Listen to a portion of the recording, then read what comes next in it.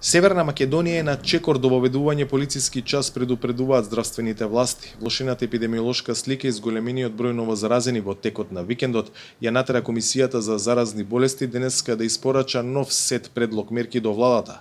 Сите економски оператори да работат до 23 часот, најмногу до 50% исполнетост во јавниот превоз. Целата државна администрација, судовите и општините да работат онлайн или во смени или во ротација. Дозволете да упатиме на порака до граѓаните. Ситуацијата е навистина сериозна.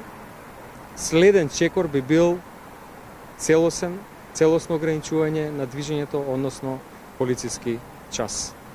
Да смогнеме сили сите, да ги почитуваме мерките, за да го избегнеме сето ова, заради тоа што ова е начинот на кој што ќе треба да се функционира во периодот кој што е пред нас, доаѓаат уште поладни есенски и зимски месеци. Искрено верувам дека веќе се граѓаните свесни, имаат увид, ги даваме отворени информациите секојдневно за капацитетите на болниците. Ова е последниот чекор пред воведување на полициски час.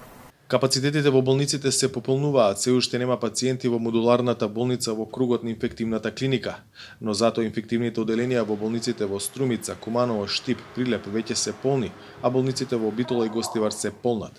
Скопје, Штип и Струмица според Филипче се жаришта во овој есенски бран на COVID-19. Целта на денеска предложените мерки е меѓу другото да се спречи преоптоварување на здравствениот систем. Дополнително во собраниска процедура се измените на Законот за заштита на населението од заразни болести, кои предвидуваат задолжително носење маски и на отворено, ограничување на групирање на јавни површини по 22 часот, како и оневозможување на поголеми собирања во домовите на граѓаните. Намерата е да се намали ударот на есенскиот бран на коронавирусот, од кој во овој период дневно се бележат по неколку стотици новозаразени.